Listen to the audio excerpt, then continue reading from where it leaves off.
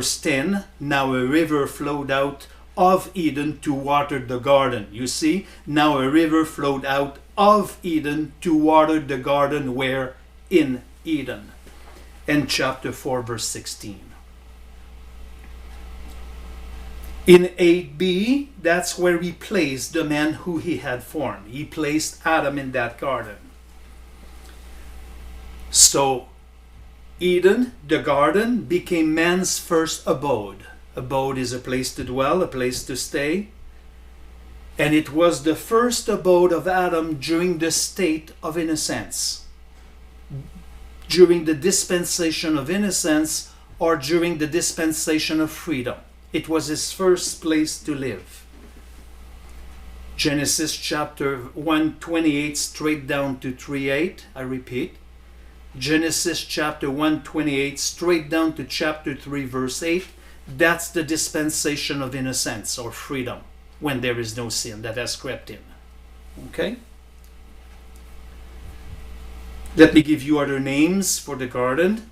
It's called also the garden in Eden. It's called the garden of Jehovah. Genesis chapter 13 verse 10. Isaiah chapter 51 verse 3. It's also called the garden of God. Uppercase G-O-D, Elohim. Ezekiel 28:13. Ezekiel 31:9. In this case, it's called the garden of God. It's never called one time the garden of Eden, but it's called the garden in Eden.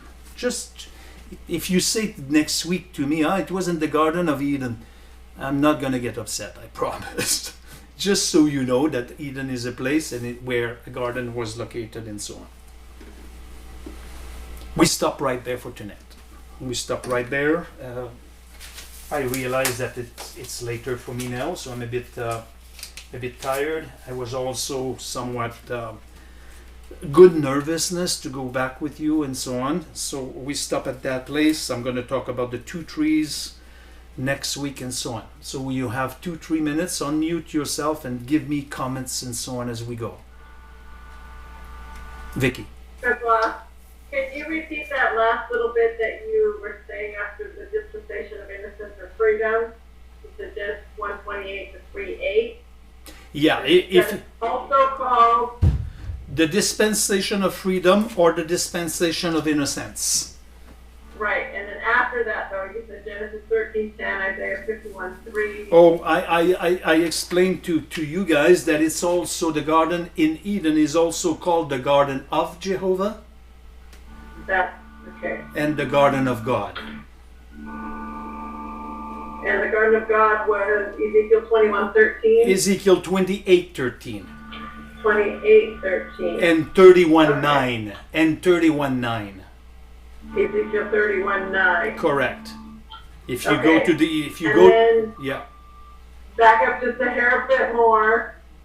He said 3 times we distinguished the garden from Eden. Genesis 2:8, 4:16, and what was the third one? No, Genesis chapter 2 verses 8, 10. 8 and 10. Okay. And chapter 4 verse 16.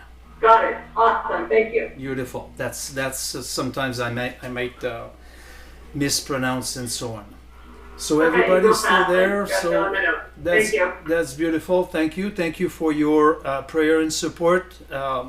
I don't want to talk about support all the time, but there is no excuse because of all the electronics that we have and the capacity. Thank you for coming tonight. I'm delighted to see you again. And like I said, we have a way to navigate right now. I'm moved. I have the equipment that works properly, unless it fails, power being out and so on. So come regularly and we'll carry on with the book of Genesis. I told you at the beginning, remember, beloved, what I said.